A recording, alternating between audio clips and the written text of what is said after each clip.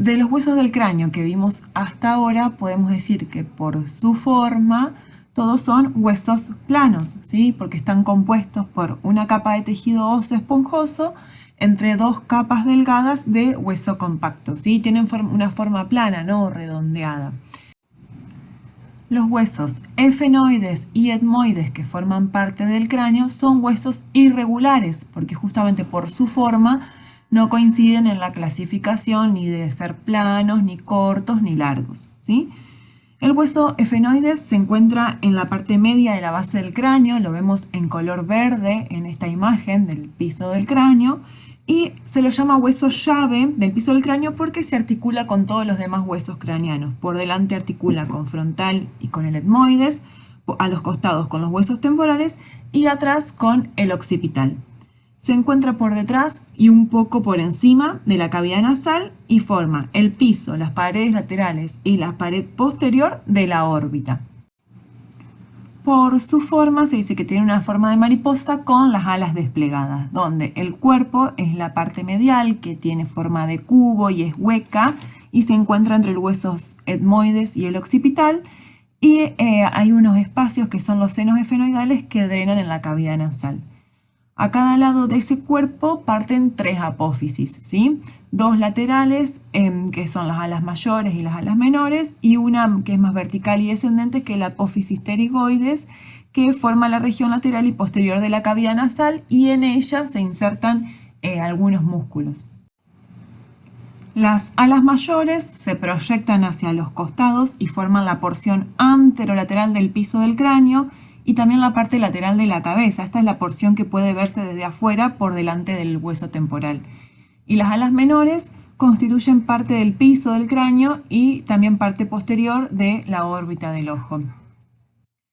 En la cara superior del cuerpo se encuentra la silla turca, que es una estructura ósea que tiene forma de silla de montar, en la que se aloja la glándula hipófisis o glándula pituitaria, que es una glándula endocrina que segrega hormonas, encargada de regular la homeostasis y el crecimiento mediante la función de otras glándulas endocrinas subordinadas. ¿Sí? Es una glándula central que forma parte del sistema endocrino, que ya la vamos a ver más en profundidad cuando veamos sistema endocrino, pero justamente donde está se aloja en la silla turca del hueso efenoides.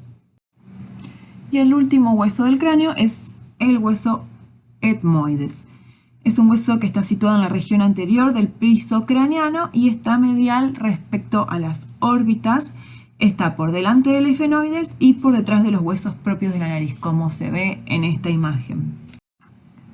Este hueso es una importante estructura de sostén de la cavidad nasal y conforma gran parte de la superficie justamente de la cavidad nasal. Desde esta vista superior podemos ver lo que es la placa cribiforme, que está en la región anterior del piso del cráneo y forma el techo de la cavidad nasal. Desde esa placa cribiforme se van a proyectar hacia arriba una apófisis triangular que se llama la apófisis crista galli, que sirve como punto de inserción de lo que es la hoz del cerebro, que es una membrana que separa a los hemisferios derecho e izquierdo del cerebro, y hacia abajo de la placa cribiforme se proyecta la placa perpendicular, que es lo que forma la parte superior del tabique nasal. Este hueso también cuenta con masas laterales que forman el mayor porcentaje de la pared que se erige entre la cavidad nasal y las órbitas. Estas masas laterales contienen celdillas etmoidales, que son espacios llenos de aire que en conjunto constituyen los senos etmoidales. Las masas laterales también presentan dos apófisis delgadas y cilíndricas que son laterales con respecto al tabique nasal y que son los cornetes superiores y medios. ¿Qué función tienen estos cornetes? Aumentar considerablemente la superficie vascular y membranosa de la cavidad nasal. ¿Qué con esto que hacen? Filtran, humidifican y humedecen el aire inhalado antes de que ingrese a los pulmones. Entonces, de este modo los cornetes purifican y acondicionan ese aire antes de que ingrese a la vía respiratoria. El cornete nasal superior, además, aumenta la superficie olfatoria Y los cornetes nasales inferiores son huesos individuales que están aparte del hueso etmoides. Entonces, acá terminamos de ver los huesos del cráneo. Tenemos dos que son pares, dos parietales, dos temporales y el resto son 4 huesos individuales: frontal, occipital, efenoides y etmoides. Son 8 huesos en total que forman el esqueleto del cráneo. Ahora vamos a ver los 14 huesos que forman parte del esqueleto de la cara o macizo facial.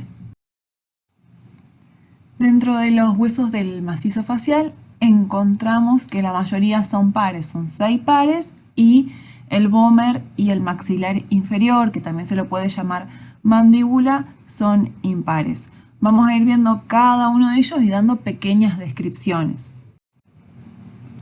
Los huesos nasales o propios de la nariz son 2 huesos pequeños, aplanados y rectangulares que forman el puente de la nariz. Es la estructura donde uno apoya los anteojos, porque si uno piensa, la mayoría de la estructura nasal está formada por cartílago. La parte ósea de la nariz justamente son los huesos nasales o propios de la nariz. Y también tienen la función de proteger el acceso superior a la cavidad nasal. Después tenemos los huesos lagrimales, que por su forma y su tamaño se asemejan a una uña.